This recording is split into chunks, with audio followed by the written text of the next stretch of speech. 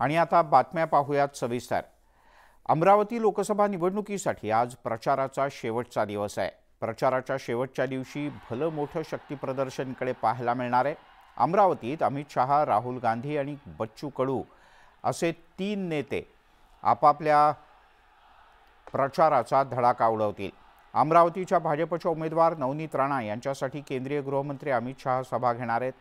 अमरावतीच्या science core मैदानात या सभेचं आयोजन करण्यात आलं आहे। तर राहुल गांधी हे बळवंत वानखेडे यांच्या प्रचारासाठी परतवाडा इथे भारत जोडो मैदानावर सकाळी 11 वाजताच सभेला संबोधित करतील। तर दिनेश बुब यांच्या प्रचारासाठी बच्चू कडू हे एक रॅली काढणार आहेत।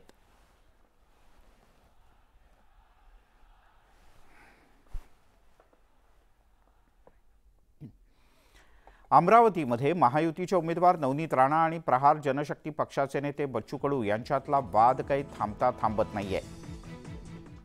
कारण जिल्हा परिषदेने आधी बच्चू कडू यांच्या पक्षाला सायन्स कोर मैदानावर सभा घेण्यासाठी परवानगी दिली होती। दरम्यान याच मैदानावर नवनीत राणा यांच्या प्रचारासाठी गृहमंत्री अमित शहा यांच्या सभेचं आयोजन करण्यात आलंय। यानंतर बच्चू कडू यांच्या सभेला परवानगी नाकारून रॅलीला परवानगी देण्यात आली। त्यामुळे अमरावतीत काल दिवसभर झालेल्या नाट्यानंतर बच्चू कडू यांनी अखेर माघार घेतली आहे। मात्र नवनीत राणा यांच्यावर त्यांनी घणाघाती टीका केली आहे।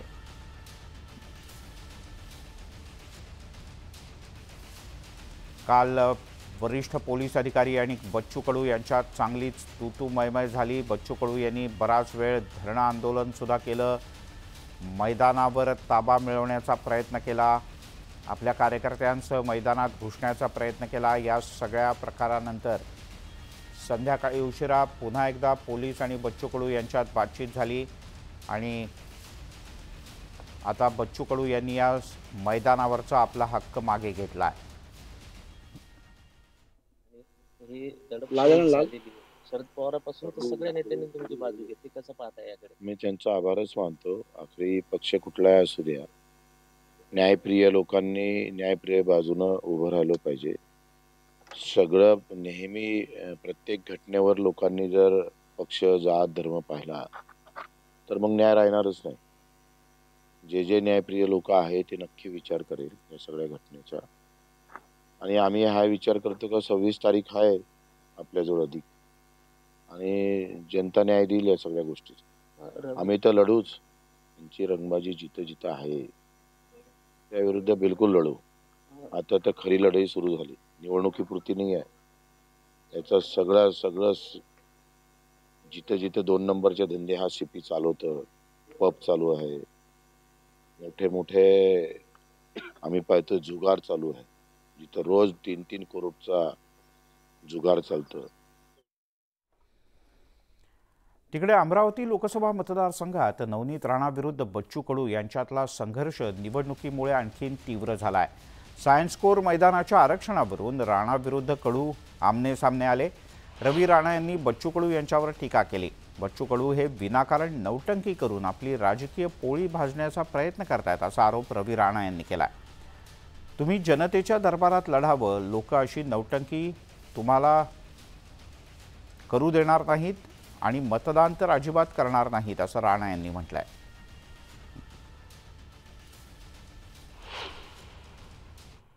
विनाकारण बच्चू कडू नौटंकी करून आपल्या राजकीय पोळ्या शिकण्याचं काम करत आहे। त्या ठिकाणी मीडियाचा पेस निर्माण करण्यासाठी तिथे कुठल्या प्रकारचं वक्तव्य करून तिथे गोंधळ करत आहे, पोलिसांवर हात उचलत आहे, कार्यकर्त्यांवर हात उचलत आहे। हे मी डोळ्यांना पाहिलेलं आहे। मला हे सांगणं आहे बच्चू कडू साहेबांना की तुम्ही जनता जनार्दनच्या कोर्टामध्ये लढा, अशी नौटंकी करून तुम्हाला लोक वोट देणार नाही। माझं म्हणणं आहे महाराष्ट्रामध्ये बच्चू कडूचे सोंग अनेकांनी पाहिलेले आहे, नौटंकी अनेकदा पाहिली आहे। आंदोलन करून कुठंतरी मीडियामध्ये चर्चेमध्ये राहणं हे त्याची सवय आहे, पण कुठं राहायला पाहिजे, कुठं विरोध करायला पाहिजे, काही घरं सोडले पाहिजे। ज्या थालीमध्ये खातो त्याच थालीमध्ये छेद पाळणं हा त्याचा धंदा झालेला आहे। त्यामुळे परस्परांवर तीव्र आरोप प्रत्यारोप पुन्हा एकदा। तिकडे लोकसभा निवडणुकीत अमरावतीच्या भाजपच्या उमेदवार नवनीत राणा यांच्यासाठी केंद्रीय गृहमंत्री अमित शहा आज जाहीर सभा घेतील। अमरावतीच्या सायन्स कोर मैदानात या सभेचं आयोजन करण्यात आलंय। मंगळवार दुपारपासून बच्चू कडू आपल्या कार्यकर्त्यांचं याच मैदानावर ठाण मांडून बसले होते। मैदानावरून राजकीय वाद उफाळला तर मैदानाच्या बाहेर मोठा पोलीस बंदोबस्त तैनात करण्यात आला।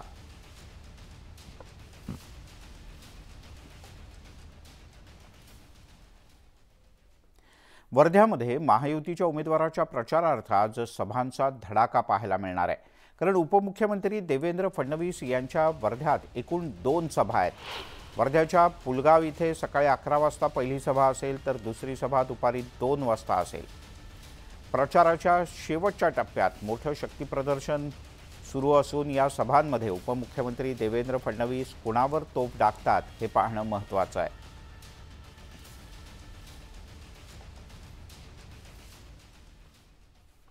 निवडणुकीच्या रणधुमाळीत दुसऱ्या टप्प्यातला प्रचार आज थंडावतोय, तर तिसऱ्या टप्प्यातील प्रचाराला वेग आलाय।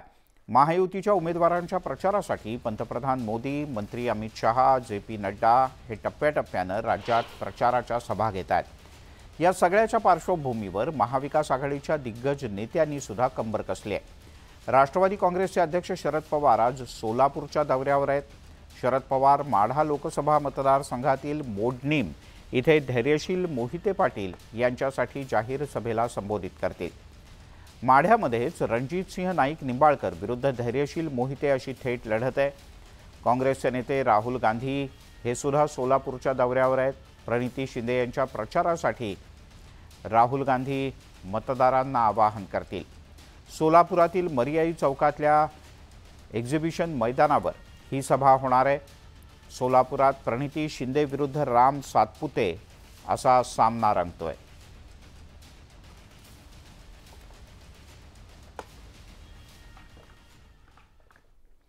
बीड लोकसभा मतदारसंघासाठी महायुतीच्या उमेदवार पंकजा मुंडे आज अर्ज दाखल करतील। यावेळेला बीड शहरातल्या विविध नेत्यांसह शहराच्या वेगवेगळ्या भागातून त्या मोठी रॅली काढणार आहेत। रॅलीनंतर माने कॉम्प्लेक्सच्या परिसरात भव्य सभेचं आयोजन सुद्धा करण्यात आलं आहे।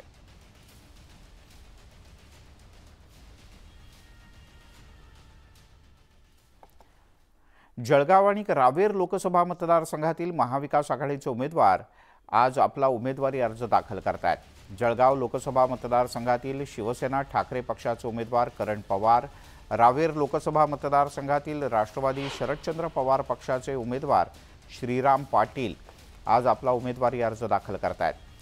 आदित्य ठाकरे, संजय राऊत, जयंत पाटील यांच्यासह महाविकास आघाडीचे नेते यावेळी उपस्थित असतील। दरम्यान उमेदवारी अर्ज दाखल करण्याच्या निमित्तानं जी गर्दी होईल तो आमच्या पिक्चरचा ट्रेलर असेल आणि यावरून पिक्चरचा शेवट कसा असेल हे ठरवावं असं करण पवार यांनी म्हटलंय।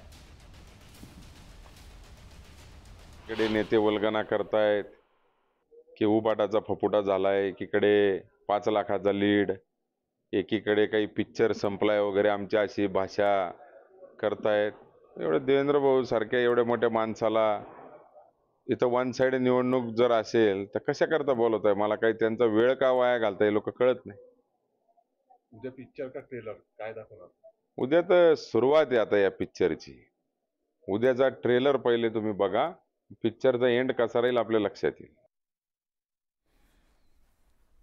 धाराशिवमधले महायुतीचे उमेदवार ओमप्रकाश राजे निंबाळकर यांच्या विरोधात राणा पाटील यांनी रुग्णालयावरून केलेल्या वक्तव्यासंदर्भात आचारसंहिता भंगाची तक्रार दाखल केली होती। तसंच ओमराजे यांनी अर्चना पाटील यांच्या विरोधात पैसे वाटल्याचा दावा केला होता आणि तक्रार दाखल केली।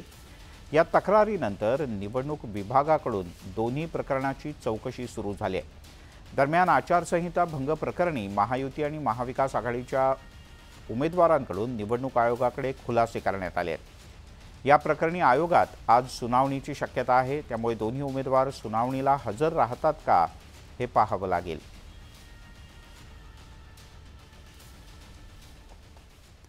लोकसभेच्या निवडणुकीनंतर शिवसेना उद्धव बाळासाहेब ठाकरे गटाचे 10 आमदार हे शिंदे गटात प्रवेश करणार असा मोठा दावा भाजपचे नेते आणि उमेदवार नारायण राणे यांनी केला आहे।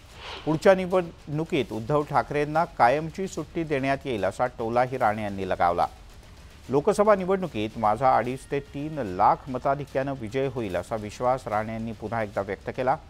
मी परत निवडून आल्यानंतर मला कॅबिनेट मंत्रीपद मिळेल. विनायक राऊत यांना काय मिळणार असा टोला देखील नारायण राणे यांनी लगावलाय.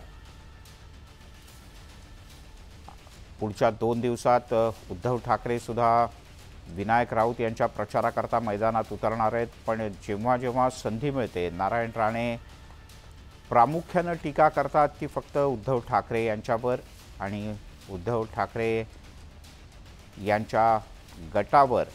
अशी टीका करण्याची कोणतीही संधी नारायण राणे सोडत नाहीत. एवढंच नाही तर नारायण राणे यांच्या विजयासाठी उदय सामंत, किरण सामंत यांनी सुद्धा आता कंबर कसले.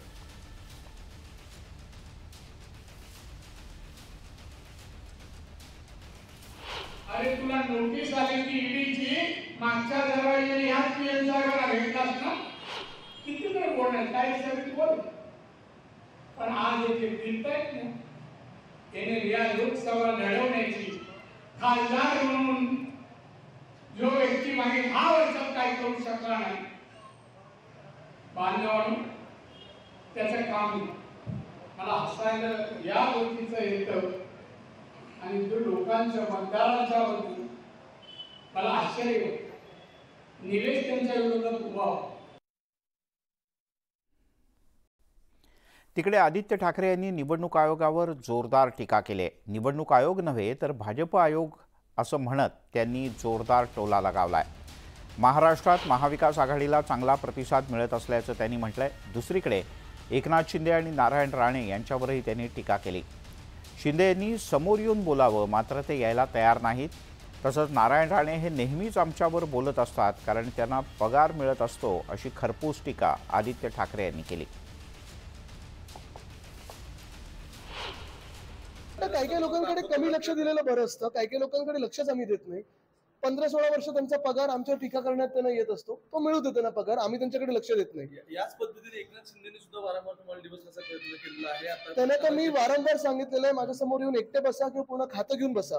आमच्या राज्यातून सगळे इंडस्ट्रीज गुजरातला का पाठवले, शेतकरी आत्महत्या का वाढतात ह्याच्यावर चर्चा करूया. चला हे सगळं सोडा, तुम्हाला गुवाहाटीला जाऊन पळायला का लागलं होतं याच्यावर चर्चा करूया. एकटे येऊन समोर बसा किंवा खातं घेऊन बसा समोर.